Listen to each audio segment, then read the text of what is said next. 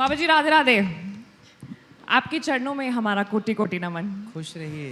राधे राधे। सबको राधे राधे।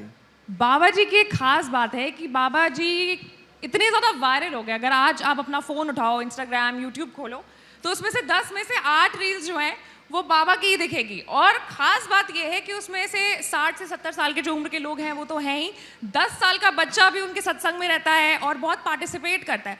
बाबा कैसे आप जोड़ लेते हो सब कोई को अपने में? आपके सत्संग में लोग आते हैं परेशान, हैरान होके और फिर मुस्कुराते हुए निकलते हैं। धर्म में, सत्संग में इतनी शक्ति है कि हर रोते हुए को धर्म हंसा सकता है जी। धर्म को लोग समझते ही नहीं हैं। धर्म यदि जीवन में उतर जाए तो व्यक्ति डिप्रेशन में जाए ही नहीं, डिप्रेशन नाम की बीमारी खत्म हो जाए। पहले के लोगों में डिप्रेशन नहीं था क्योंकि सत्संग से जुड़े थे। सत्संग आपको क्या सिखाता है? हंसना भी सिखाता है।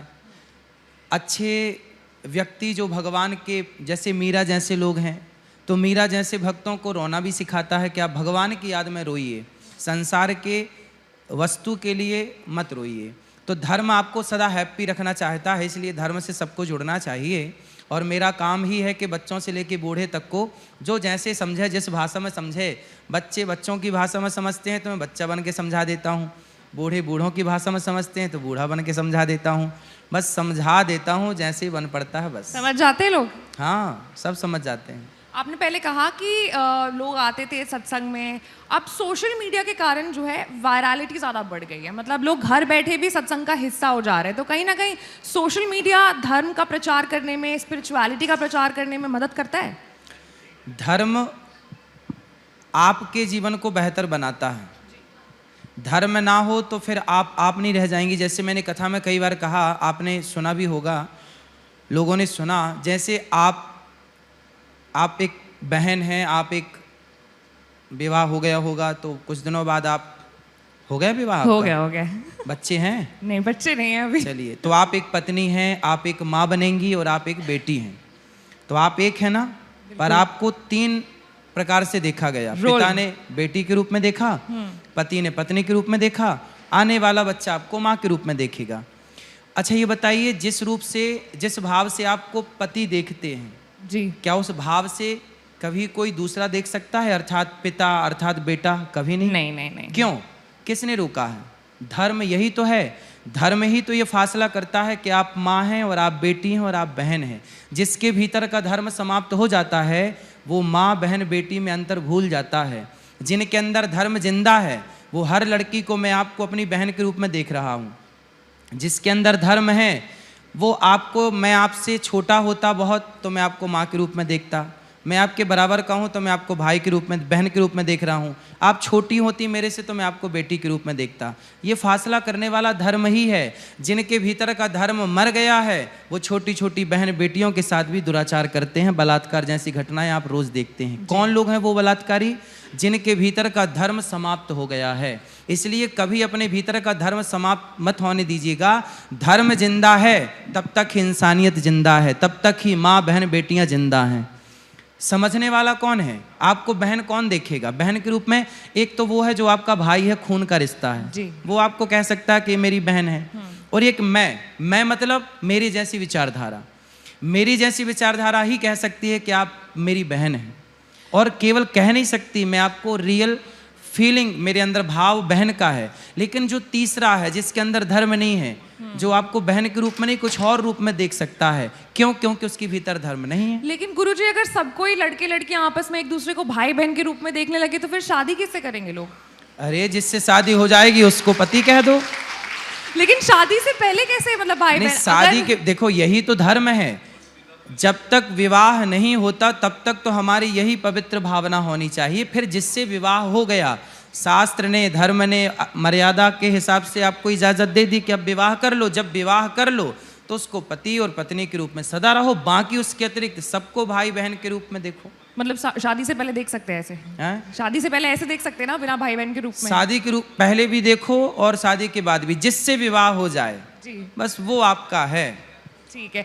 गुरुजी, आपकी जो प्रवचन होती है वो 1-2 घंटे की होती है। आप तमाम तरह की बातें करते हो, ज्ञान बांटते हो लोगों में, लेकिन आपकी रील्स जो है वो 30-30 सेकंड की वायरल होती है और फिर अर्थ का अनर्थ हो जाता है। हाँ, लोग आज के युग में ना पूरा नहीं सुनना चाहते। जैसे दुर्योधन ने आधा सुना जी। जैसे हुआ क्या कि कैकेयी माता ने मंथरा की रील सुन ली। कैकेयी माता ने मंथरा की रील ही तो सुनी, आधी बात सुनी। सुन ली। हाँ, रील सुनी। मंथरा ने कह दिया कि अरे राम को राजा बनाने की तैयारी तो महीनों से चल रही है, जबकि हुई थी अभी रातों रात। तो उसने आधी अधूरी बात कही और कैकेयी माँ ने भी आधी अधूरी बात मानी, जिसके कारण इतना तहस नहस हो गया। तो जब आप आधा सुनते हैं तो अध जल गगरी छलकत जाए। तो आधा ज्ञान किसी काम का नहीं है, इसलिए कहता हूँ पूरा सुनना सीखिए, पूरा समझना सीखिए। आपके जितने भी मैंने सत्संग देखे, रील्स देखी, सब में मैंने देखा कि आप तमाम तरह के विषयों पर बात करते हैं।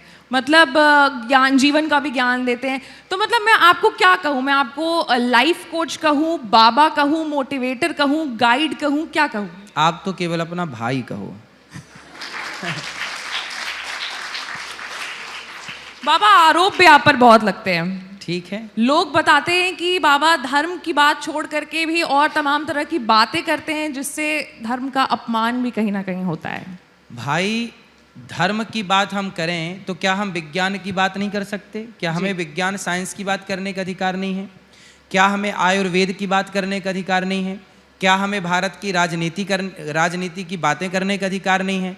हम केवल धर्म की बात करें, साइंस की बात ना करें, राजनीति की बात ना करें, और राजनीति में गलत इतना चल रहा है, हम केवल आंख में पट्टी बांध के धृतराष्ट्र की तरह देखते रहें, तब समाज खुश होगा क्या? क्या चाहती है ये दुनिया कि हम ना बोलें? अरे हमारे यहाँ चाणक्य हुए हैं। चाणक्य जैसा धर्मात्मा कौन होगा और चाणक्य जैसा राजनीतिज्ञ कौन होगा? तो हमारे यहाँ जो दशरथ जी के गुरु कौन थे? वशिष्ठ जी। वशिष्ठ जी तो संत थे, लेकिन वशिष्ठ जी भी राजनीति में एक्टिव थे। वशिष्ठ जी ही बताते थे दशरथ जी को कि अब ये निर्णय लेना चाहिए, आपको ये कार्य करना चाहिए, तब वहाँ के शासन लंबे टाइम तक चलते थे। इसलिए धर्म की आवश्यकता है राजनीति में। कितनी आवश्यकता है धर्म की? आज 2024 में हम बैठे हैं, कितनी ज़रूरत है हमें धर्म से जुड़ने की, स्पिरिचुअलिटी से जुड़ने की? धर्म के बिना आप, जैसे दाल नमक के बिना अधूरी है। कितने भी सुंदर मसाले इत्यादि डालो, पर दाल में नमक ना हो, सब्जी में नमक ना हो, तो जैसे नमक के बिना कोई भी सब्जी फीकी है, कोई भी दाल फीकी है, उसी प्रकार धर्म के बिना आपका और हमारा जीवन पूरा फीका है। धर्म बहुत आवश्यक चीज़ है, धर्म तो होना ही चाहिए।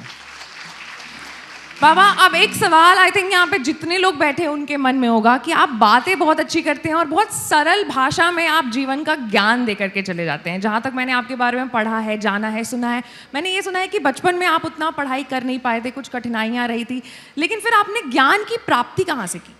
हमारे वेद ना ज्ञान के भंडार हैं जी। हमारे पुराण, हमारी भगवद गीता ज्ञान के भंडार हैं। तो ज्ञान बहुत आवश्यक है।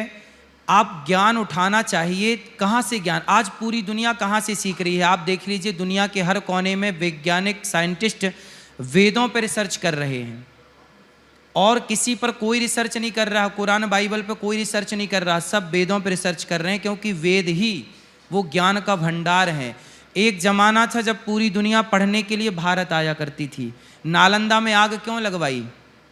क्यों जलाया गया? क्यों पुस्तकालय जलाया गया? महीनों तक आग पुस्तकों को जलाती रही, क्योंकि भारत का ज्ञान इतना था कि पूरी दुनिया यहाँ सीखने आती थी। फिर हुआ क्या?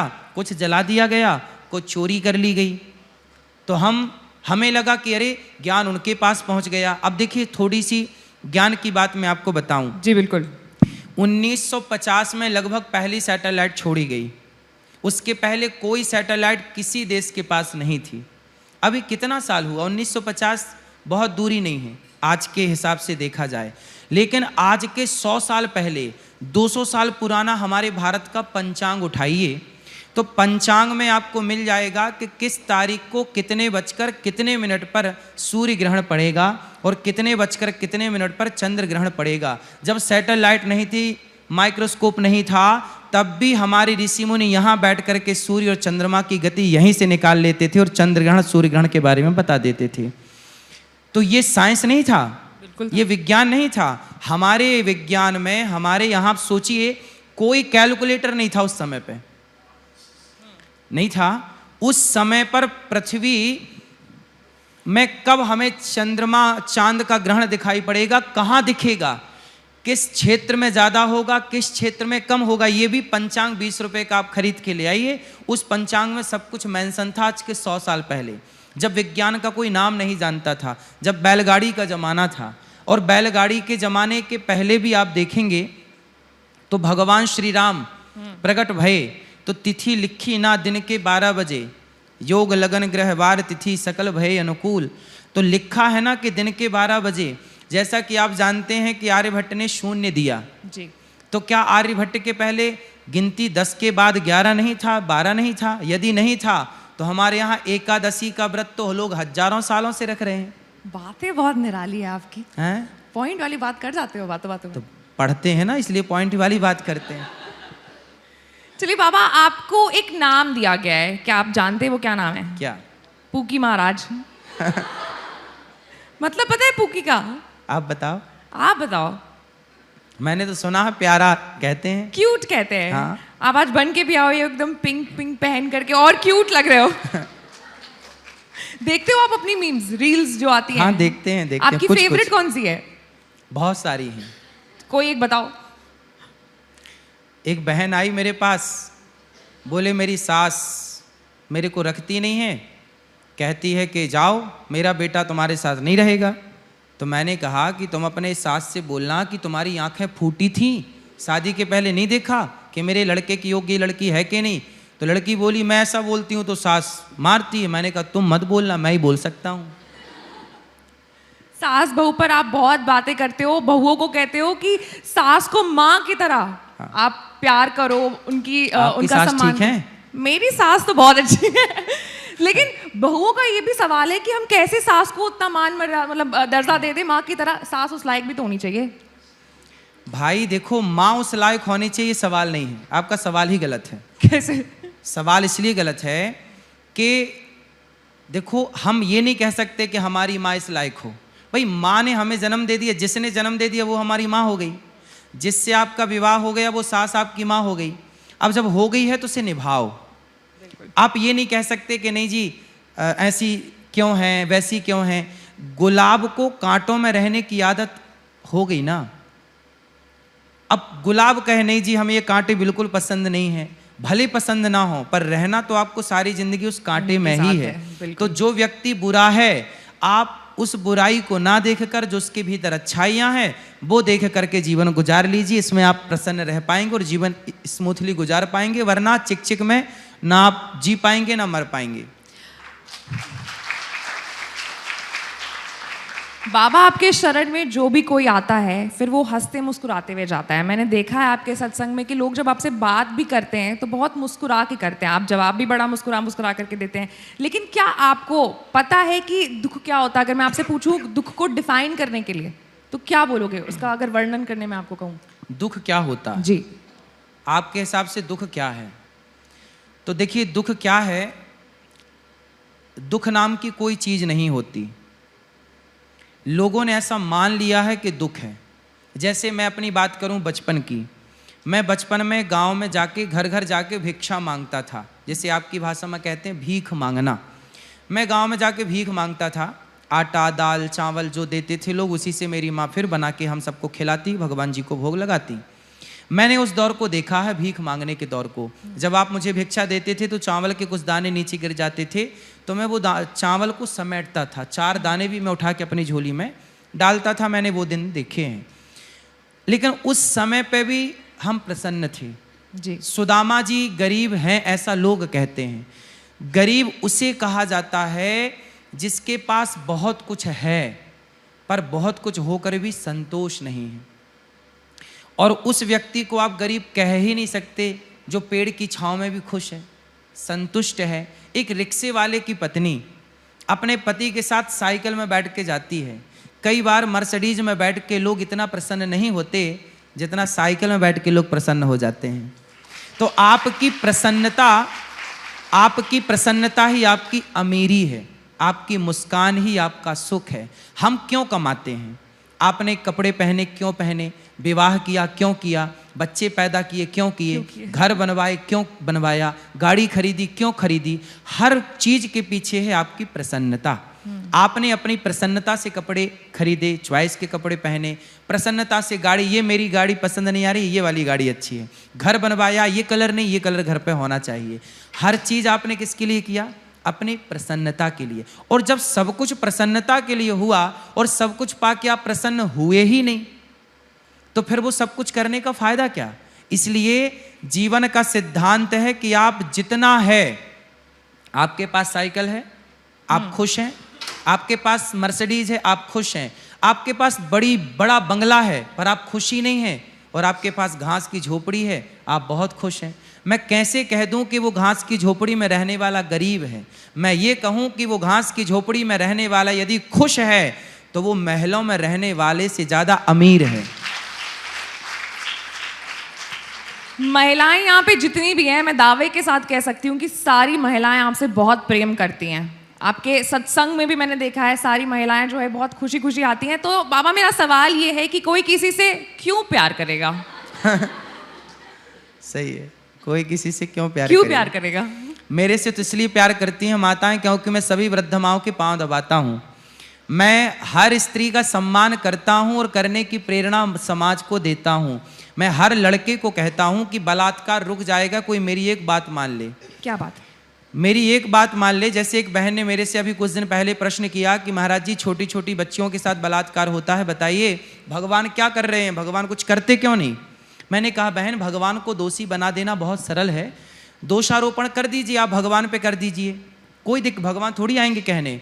लेकिन सबसे बड़ा दोषी कौन है बताइए? मैं आपसे पूछ रहा हूं, आप पत्रकार हैं, बताइए बलात्कार जो होता है इसका सबसे बड़ा दोषी कौन है? नियत। नियत। नियत। क्या उस लड़के के माँ बाप दोषी नहीं है जिन्होंने बच्चे को नारी का सम्मान करना नहीं सिखाया? क्या आप माँ की जिम्मेदारी नहीं थी? क्या पिता की जिम्मेदारी नहीं थी जो बच्चों को ये सिखाए? जब आपको ये सिखाया गया कि 2 और 2 4 होता है, आपको ये सिखाया गया कि काखा गाघा ये होता है, ए फॉर एप्पल होता है, बी फॉर बॉल होती है, तो आपने ये क्यों नहीं सिखाया कि नारी बहन होती है, नारी माँ होती है, नारी बेटी होती है, बेटा सदा तुझे नारी का सम्मान करना? ये पाठ क्यों नहीं पढ़ाया गया? बाबा, पढ़ाया जाता है, तभी तो उनकी जो दृष्टि है वो बाहर की महिलाओं के लिए खराब होती है, घर की महिलाओं के लिए नहीं होती। ना ना ना, क्यों? आप पत्रकार हैं, बहुत सारे केस ऐसे आपके सामने आते हैं जो घर में भी गलत होता है। बिल्कुल होता है। फिर ऐसे कैसे कह सकते हैं कि घर में लोगों की नीयत साफ है? घर में भी आजकल लोगों की नीयत गंदी है। भाई, जैसे गंदी नीयत है तो वो तो घर हो या बाहर हो, वो बिल्कुल भेद नहीं करेगा कि आप घर की हो या बाहर की हो। हम कहना ये चाहते हैं कि हर माँ और हर पिता, इसके लिए कहा चाणक्य ने कि माता शत्रु पिता वैरी ये न बालो न पाठिता न शोभते सभा मध्य हंस मध्य बको यथा।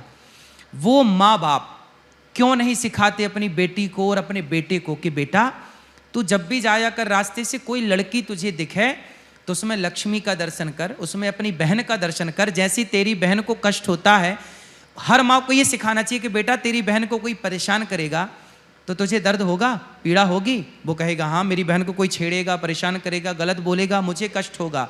तो माँ ये क्यों नहीं पाठ पढ़ाती बिठा के कि बेटा देखो ये जो लड़की है सड़क में जा रही है, वो बैठी है, वो भी किसी की बहन है, वो भी किसी की माँ है। जब तू उसे परेशान करेगा तो उसके भाई को, उसके पिता को, उसकी माँ को और उसे भी पीड़ा होगी। एक बार कुछ सुई लेके ना लड़कों को चुभाना चाहिए और लड़कों को चुभा के पूछना चाहिए क्यों बेटा दर्द हुआ? वो बोलेगा हाँ दर्द हुआ। तो फिर पूछना चाहिए कि देख 16 दिसंबर की रात्रि थी, एक लड़की के साथ बलात्कार हुआ और उसके गुप्तांगों में सरिया डाल दी गई। जब तुझे मैंने जरा सी सुई चुभाई तो कितना दर्द हुआ। सोच जब एक लड़की के साथ ऐसा होता होगा कितना दर्द होता होगा, तू कल्पना कर सकता है? ये सारी बातें आजकल सिलेबस में होनी चाहिए ताकि बलात्कार जागरूक हो, हर स्त्री का सम्मान करने के लिए हर लड़का बिल्कुल तैयार हो। तो हर नारी मेरा सम्मान इसलिए करती है क्योंकि मैं हर नारी का सम्मान करता हूँ। हर नारी मेरे से प्यार इसलिए करती है क्योंकि मैं हर नारी के अधिकार की बात करता हूँ और अधिकार के लिए लड़ता हूँ। जो बेटे अपनी माँ को घर से निकाल देते हैं ना, ऐसी 290 माताएं वृद्धाश्रम में, गौरी गोपाल आश्रम में हैं। और जिन बेटों ने अपमान करके घर से निकाला उन माँओं के मैं खुद जाके पांव दबाता हूँ। तो मेरे से ये माँ बहन तो प्यार करेंगी। गुरुजी आपने कहा ना कि सिखाना चाहिए, तो अब इससे एक और टॉपिक खुल रहा है, वो है सेक्स एजुकेशन का, है ना, कि लोगों को बताना चाहिए, बच्चों को बताना चाहिए, लेकिन the word sex is very taboo, मतलब लोग बात नहीं करते हैं। करनी चाहिए, खुल के बात करनी चाहिए, बिल्कुल करनी चाहिए। आज आवश्यकता है कि इस विषय पे हम और आप खुल के बात करें और बच्चों को ना जागरूक करें। छोटे छोटे बच्चे हैं ना, क्या होता है, छोटे बच्चे हैं, जैसे 15 साल का 14 साल का लड़का। एक बार क्या हुआ, एक माँ मेरे पास आई, उसकी 14 साल की लड़की थी। माँ बोली, महाराज जी मेरी लड़की को ना प्यार हो गया है, समझाओ। ये शायद वायरल भी है। 14 साल की लड़की थी। हाँ। मैंने उसको बुलाया, मैंने माँ से कहा तुम दूर बैठो, मैं इससे बात करूंगा, क्योंकि माँ होगी तो वो बता ना पाएगी। मैंने कहा बेटा तुम जिससे प्यार करती हो वो कितने साल का है? बोले वो 15 साल का है। मैंने कहा तुम 14 साल की हो, वो 15 साल का है, तुम प्यार करती हो? क्या प्यार करती हो, क्या करती हो? बोले वो हमें छूता है, हम उसे छूते हैं। क्या है जानते हैं, ये जो एज है, ये जो आयु है, इस एज में जब आप पहुंचते हैं ना, तो आपको कोई टच करे ना तो एक अलग प्रकार का शरीर एक अलग रिएक्ट करता है, सेंसेशन होता है ना। अलग। तो वो बच्चों को समझाना चाहिए कि बेटा ये सब कैसे करना है, कब करना है, इसकी क्या एज होनी चाहिए। इसीलिए उसको बताओ कि आप विवाह के लिए तैयार हो जाइए। ये सब विवाह के बाद के विषय हैं। अभी आप अपने को केवल पढ़ाई पे समर्पित करो, केवल मन पढ़ाई पे लगाओ, ये सब नहीं। इसलिए कहते हैं ना कि लड़कों को, लड़कियों को, इसलिए लड़कों की दोस्त लड़के ही हों और लड़कियों की दोस्त लड़की ही हों। लेकिन फिर गर्लफ्रेंड बॉयफ्रेंड का कल्चर बिल्कुल गलत है। क्यों इससे- बाबा? हैं? क्यों? इसी से तो 35-35 टुकड़े हो रहे हैं। मतलब क्या है ये? आप पत्रकार हैं, आप जानते जी, हैं। जी। देखिए, नहीं, मैं आपसे समझना चाहती हूँ। देखिए समझने चाहते हैं तो समझिए। देखिए जी। होता क्या है कि आज के युग में क्या है, लड़का लड़की साथ में रहने लगते हैं। जी। साथ में रहते तो हैं, लेकिन लड़की जो होती है ना वो सच्ची होती है। लड़कियों का नेचर क्या होता है, वो जिससे प्यार करती है ना वो समर्पण कर देती है। बिल्कुल। मैं आपसे प्यार करती हूँ, आपके लिए मेरा तन मन धन जीवन सर्वस्व अर्पण है। जबकि कुछ लड़कों की ऐसी नियत नहीं होती, वो क्या करते हैं, आपका शोषण करते रहते हैं। जब तक आपके साथ मन हुआ रहे, फिर वो दूसरी ले आएंगे, फिर वो तीसरी ले आएंगे। लेकिन आपने तो एक में ही मन लगा रखा था। उस लड़के ने यही तो कहा था कि हमसे विवाह करो, आप हमारे संग जब लिव इन में रहे, अब विवाह करो। जब विवाह का दबाव बनाया और उस लड़के ने विवाह नहीं किया, तो लड़की ने बोला मैं सबको बताऊंगी, तो उसने उसके 35 टुकड़े कर दिए। घटना आपकी टीवी पर तो चली थी। हाँ, लेकिन टुकड़े कर दिए थे, लेकिन इसका फिर बहुत अलग कॉन्टेक्स्ट भी एक जाकर के जुड़ता है। किस दृष्टिकोण से आप देखना चाहते हैं वो आपका नजरिया, पर मेरी दृष्टि तो कहती है कि ब्रह्मचर्य नाम की कोई चीज है। हमारे यहाँ 4 आश्रम हैं, ब्रह्मचर्य, गृहस्थ, वानप्रस्थ, सन्यास। विवाह के पहले तक ब्रह्मचारी रहिए। आपने एक छोटा सा विज्ञान में आपको बताऊं, आज आपने देखा होगा, मैं आपसे एक छोटा सा सवाल पूछ उत्तर दीजिएगा। आज के 50 साल पहले जो बच्चे पैदा होते थे जी, और आज जो बच्चे पैदा होते हैं, आप बताइए कि कौन से बच्चे आज के या 50 साल पहले के मजबूत कौन बच्चे थे, स्ट्रांग कौन था? आपसे सवाल है। मैं तो अभी मानती हूँ कि हर बच्चा ही स्ट्रांग होता है। अब मैं इसमें क्या हर बोलूं? बच्चा स्ट्रांग होता है, तो आज के बच्चों को चश्मा क्यों लगता है? नहीं, चश्मा पहले के बच्चों को भी लगता था। नहीं अगर लगता चश्मा था। नहीं लगता होगा तो कोई दूसरी पहले problems के होती होगी। बच्चों को, पहले के बच्चे ज्यादा स्ट्रांग थे। पहले के बच्चे आज के बच्चों से ज्यादा मेधावी थे। स्वामी विवेकानंद जी जैसे, महाराणा प्रताप शिवाजी जैसे और झांसी की रानी जैसे लोग आज कहाँ हो रहे हैं? ये पहले ही थे ना। क्यों ऐसा क्यों है कि पहले के बच्चे ज्यादा मजबूत थे, आज के बच्चे बिल्कुल कमजोर हैं, खोखले हैं? कारण मैं वही कारण तक मैं आपको ले जाऊं। कारण ये है कि पहले क्या होता था, विवाह के पहले तक आप ब्रह्मचर्य का पालन करते थे। जो अपने अंदर का जो तेज था, जिसे वीर्य कहते हैं, उसे आप संभाल के रखते थे। और जब आपके अंदर तेज था, ब्रह्मचर्य की शक्ति थी, जब आप विवाह करते थे तो आपकी पूरी एनर्जी एक नारी के गर्भ में प्रवेश करती थी और वो नारी उस तेज से गर्भाधान करती थी, गर्भवती होती थी। तो पूरी एनर्जी के साथ जब वो पूरी शक्ति उस नारी के भीतर प्रवेश करती है, तो वो नारी के अंदर वो 9 महीने बच्चा तैयार होता है। उस शक्तिशाली वीर्य से एक शक्तिशाली संतान की का निर्माण होता है, जो मेधावी होगी, बुद्धिमान होगी, शक्ति, शारीरिक शक्ति भी होगी। अब जब आपने पहले ही अपना पानी की तरह नाना प्रकार बार बार अपने तेज को समाप्त किया, तो अब आपकी शक्ति तो खत्म हो गई। किसानों को आपने देखा होगा, खेत में फसल बोने के पहले वो अच्छे बीज का चयन करते हैं। जितना अच्छा बीज होगा उतनी अच्छी फसल होगी। तो कुल मिला के आपको कह दूं कि आप यदि ब्रह्मचर्य का पालन करते हैं विवाह के पहले, और उस पूरे ब्रह्मचर्य की शक्ति से एक अच्छी संतान उत्पन्न करना चाहते हैं, तो वही संतान राष्ट्र का निर्माण करेगी, वही कुछ करेगी, वरना ऐसे तो गीदड़ खूब हैं। बाबा बात ऐसी है ना कि पहले के समय में क्या होता था कि डायरेक्ट शादी होती थी। अब जो लड़के लड़कियां हैं ना, वो चाहते हैं कि पहले लड़के के साथ रह ले, लड़की के साथ रह ले, देख ले कंपैटिबिलिटी है कि नहीं है, साथ गुजारा हो सकता है कि नहीं हो सकता है, उसके बाद फिर शादी करने का वो सोचते हैं। तो ये गलत है ना। हम सही दिशा में तो ले जाना चाहते हैं आपको, आप तो गलत जा रहे हैं। डिवोर्स रेट्स भी आजकल बहुत बढ़ रहे हैं। डिवोर्स इसीलिए बढ़ रहे हैं क्यों? क्योंकि शादी के पहले 10 लोगों से चक्कर था। अब जब 17 जगह मुंह मारोगे तो डिवोर्स तो होगा। अभी तो बिल गेट्स की पत्नी ने डिवोर्स दे दिया। इतना बड़ा आदमी है बिल गेट्स, पर बिल गेट्स की पत्नी ने 27 साल बाद अपने पति को तलाक दे दिया। मैं, आप देखो, आप नारी हो जी, मैं आपके अधिकार और आपके पक्ष की बात करता हूं जी। एक स्त्री है जो कभी अपने पति को शेयर नहीं करना चाहती। चाहती हैं आप? नहीं। नहीं। एक नारी है जो कभी सब कुछ सहन कर सकती है। आपका पति गरीब है, चलेगा। आपका पति सांवला है, चलेगा। आपका पति कैसा भी है, चलेगा। पर चरित्र आप चाहेंगे कि मेरे पति का स्ट्रांग हो, बिल्कुल, है ना। इसलिए हमारे यहाँ चरित्र की बात होती है, इसलिए हमारे यहाँ राम की पूजा होती है, क्योंकि राम जैसा चरित्र केवल राम के पास है। राम चरित्र सुनबे को रसिया, राम लखन सीता मन बसिया। तो हमारे यहाँ जितनी स्त्रियां बैठी हैं जी, सारी स्त्रियां चाहेंगी कि मेरा पति जिससे मैं विवाह करूं वो केवल मेरे से प्यार करे, पराई स्त्री को कभी स्पर्श ना करे।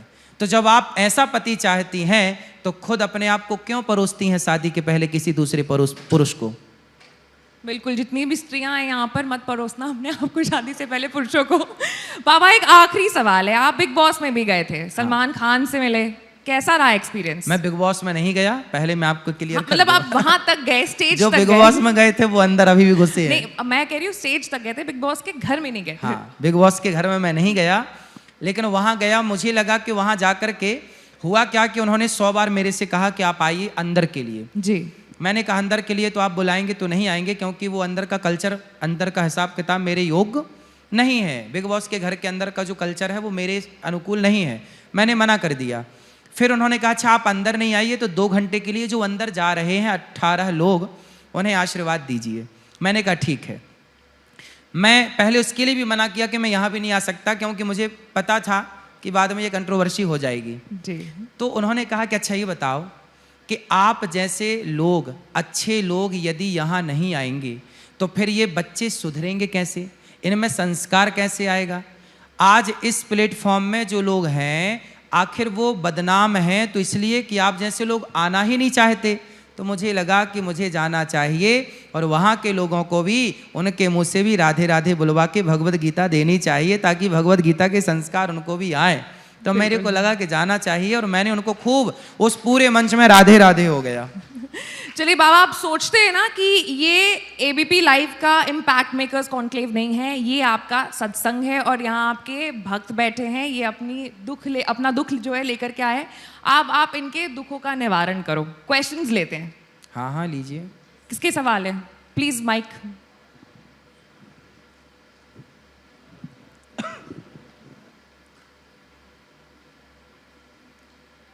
हेलो, नमस्ते गुरुजी। मेरा नाम समृद्धि है। अभी जैसे कि मैम ने बात करी कि बहू बेटियों की बात हुई, जैसे कि माँ एक बेटे को, आपने बोला कि माँ को अपने बेटे को सिखाना चाहिए।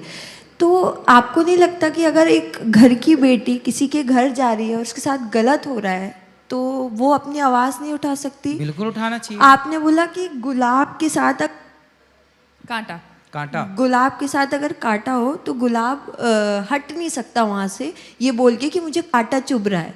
ये आपने बोला कि गुलाब हट नहीं सकता, तो क्या गुलाब के साथ गलत हो वो सही? कौन कर रहा गुलाब के साथ गलत? अगर गलत होता है उसकी सास उसके साथ गलत कर रही है तो क्या सास गलत करेगी तो बेटी को आवाज उठाना चाहिए। गलत के लिए तो पितामह भीष्म, द्रौपदी की साड़ी उतारी जा रही थी और भीष्म पितामह चुप थे। अरे समाज जब चुपचाप बैठा तमाशा देखता है तभी तो महाभारत जैसी बातें होती हैं, महाभारत तभी तो होता है। इसलिए गलत को बर्दाश्त नहीं करना चाहिए, बिल्कुल गलत के खिलाफ आवाज उठाना चाहिए, चाहे स्त्री हो और चाहे पुरुष हो। कई बार पुरुषों के साथ भी गलत होता है, कई बार स्त्रियों के साथ भी गलत होता है, तो जिसके साथ गलत हो वो बिल्कुल आवाज उठाए। छोटी मोटी बात में ना तलाक नहीं होना चाहिए, छोटी मोटी बात पे झगड़ा नहीं करना चाहिए। सास ने आपको डांट दिया, अब कहो नहीं जी मैं आवाज उठाऊंगी, सास डांटती है। भाई डांटेगी ही जब आप गलत करोगी तो। माँ है, दो चार डांटे सह भी लो ना। रिश्ते कैसे चलते हैं, दो चार बात आपकी माँ आपको डांटती नहीं है, बचपन में आपकी माँ ने आपको डांटा नहीं, फिर तो आपकी सास भी आपको डांटेगी, आपका ससुर भी आपको डांटेगा। हर माँ बाप चाहते हैं कि आप अच्छे से रहें, है ना। जो गलत, जो बर्दाश्त करने लायक नहीं है वो तो बिल्कुल नहीं करना चाहिए बर्दाश्त, लेकिन जो लगे कि भाई ये हमारे हित की बात है, हमारी सास है, हमारा ससुर है, हमारा पति कुछ कह रहा, ठीक है भाई हमारे हित में, सुन लेते हैं। ठीक है, नेक्स्ट।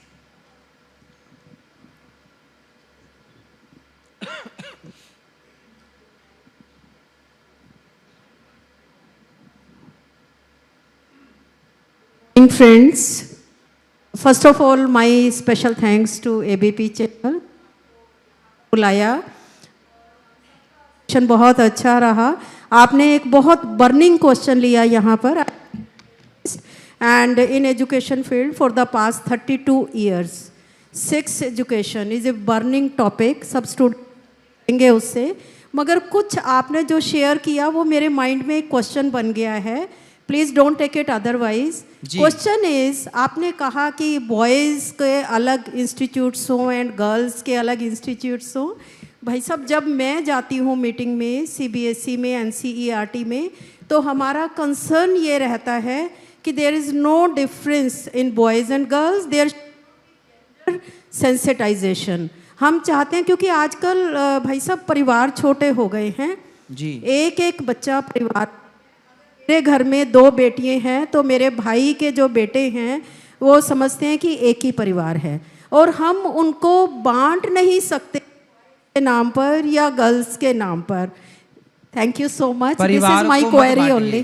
परिवार को, घर को मत बांटिए, लेकिन बाहर के माहौल को देख के, यदि देखो एक गाना सुना होगा आपने, दिल लगी ने दी हवा, थोड़ा सा धुआं उठा और आग जल गई, फिर क्या हुआ, तेरी मेरी दोस्ती प्यार में बदल हाँ, तो डायरेक्ट प्यार नहीं होता, पहले तो दोस्ती होती है, पहले दोस्ती होती है फिर दुष्कर्म होता है।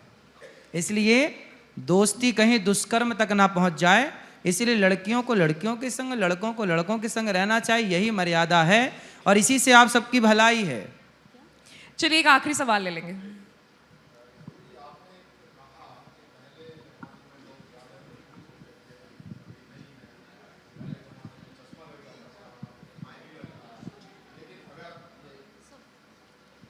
अगर इसको देखा जाए आंकड़े में, एक डॉक्टर भी हूँ, कि अब रिकॉर्ड टूटते जा रहे हैं हर चीज़ के, तो स्वस्थ भी ज़्यादा होते हैं, लाइफ एक्सपेक्टेंसी भी बहुत बड़ी है। जैसे पहले 50 साल अमूमन एज होती थी। कब? पहले तो 100 साल होती थी। नहीं, पहले की दादियाँ तो 80-90 जब से ये रिकॉर्ड है, अब देखिए 100 साल वो आप किसी युग की बात कर रहे होंगे, लेकिन मैं अभी जो चल रहा है प्रत्यक्ष में, जो कि हमारे पास जब से आंकड़े हैं, हम 10, 20, 50, 60, 70 साल तक की बात करें पीछे तक की, उसके मुताबिक अभी बहुत बढ़ रहा है। पहले मैं भी खुद देखता हूँ, मैं गांव का रहने वाला हूँ, 50-60 से बाद में तो लोग ज़्यादातर किसके दांत चले गए और ज़्यादातर 50-60 में चले जाते थे। हाँ, लेकिन अभी जो है 80 तक की एज है, जो अमूमन एज। दूसरी जो आप चश्मे की बात कर रहे हो, कि चश्मे का तो जितना आप अगर किसी चीज़ को इन्वेस्टिगेट करोगे, टेस्ट करोगे, तो वो हो जाएगा। जब उन लोगों के पास सुविधा ही नहीं थी तो पता ही नहीं चलता था कि हाँ चश्मा लगाना या नहीं लगाना। तो हमको इस एक खुशफहमी में नहीं रहना चाहिए कि पहले बहुत अच्छा था अभी ख़राब था, तो इसको सारे को कंडम करना, तो आप एक प्रोग्रेस को घटा रहे हैं। तो आप ठीक है, पहले का गुणगान ना करके अभी की परिस्थिति की बात होनी चाहिए कि पहले को आप वर्तमान को कंडम कर रहे हैं और जो पहले को बढ़ा रहे हैं। तो आप कह रहे हैं पहले का गुणगान ना करें, क्यों? आप अपने माँ बाप का, दादा दादी का गुणगान नहीं करते? वो भी तो पहले ही थे, आज थोड़ी हैं। दादा दादी का गुणगान करते थे, फिर करते वही हैं, तो हम पुरानी जो परंपराओं हम का उनकी- गुणगान कर रहे जो हैं। हम उनकी अच्छी चीजें हैं उनको करें, लेकिन हम जो अभी प्रोग्रेस है, जो डेवलपमेंट बिल्कुल, अभी जो प्रोग्रेस है बिल्कुल अच्छी है, अभी है। सर लेट्स कीप इट नजरिए शॉर्ट की बात है सर, और कोई बात नहीं है। चलिए, थैंक यू सो मच। सही। आशी आशी हाँ जी, अच्छा एक आखिरी सवाल ले लेंगे बाबा। क्योंकि मैं अपने आप को रोक नहीं पा रही सवाल पूछने से। हाँ। बाबा, आप सलमान खान से मिले, क्या आपने उन्हें सोल्यूशन दिया कि शादी कर लीजिए, या उन्होंने आपके सामने ऐसी बात रखी कि मैं क्यों शादी नहीं कर रहा? क्योंकि यहाँ पे कई लड़कियां उनसे यही सवाल पूछना चाहती हैं कि आप शादी क्यों नहीं कर रहे? भाई हमने उनसे कहा कि आप विवाह कर लो, उन्होंने कहा कि हम विवाह नहीं करेंगे अभी। हमने कहा क्यों नहीं करेंगे? उन्होंने कहा कि बिना विवाह के ही सब हो रहा है। अभी वहां सब हो रहा है तो ठीक है, पर यहाँ गलत है सब ना। हो जाता है तो गलत हो जाता है। हमने उनको बोला कि गलत है, हमने तो उनको ही बोला ये गलत है। आप समाज को एक गलत प्रेरणा दे रहे हैं जी भाई। आप इतने बड़े पद पर हैं, समाज आपको फॉलो करता है, और आप ऐसी बहकी बहकी बातें करेंगे तो समाज ही बहकेगा। मैंने उनको बोला कि आप गलत कर रहे हैं, वो मेरी बात काट दी ना फिर कलर्स वालों ने। अच्छा चलिए ठीक है। मैंने thank बोला you। था कि सब गलत है, आप जो कर रहे हैं बिल्कुल गलत है, ये बिल्कुल परंपरा ही गलत है। लास्ट क्वेश्चन, ठीक है, एक चल- चीज बताइए। हाँ। आपके अनुसार सारे कोएड स्कूल्स बंद हो जाने चाहिए, सिर्फ बॉयज और गर्ल्स की स्कूल्स रहने चाहिए इस अकॉर्डिंगली? किसके बंद हो जाने चाहिए? जिसमें लड़के लड़कियां मैम साथ आई पढ़ते थिंक हैं। That's a very debatable topic, we'll get on to it later. नहीं, जो इनका आंसर है बस एक गाना आपने गा दिया, दिल लगी ने दी हवा, ये नहीं है। स्कूल कॉलेजेस में बहुत एजुकेशन है। नहीं, आज education science है। इसलिए चल रहा है क्योंकि कोएड कॉलेजेस है। एजुकेशन है, हम एजुकेशन में थोड़ी मना ही कर रहे हैं। बाबा बहुत बहुत धन्यवाद आपका, आज आप आए एबीपी लाइव के साथ जुड़े, हमें आपने पथ प्रदर्शित किया। Thank you so much. धन्यवाद, आप बहुत सबका शुक्रिया। बहुत बहुत धन्यवाद।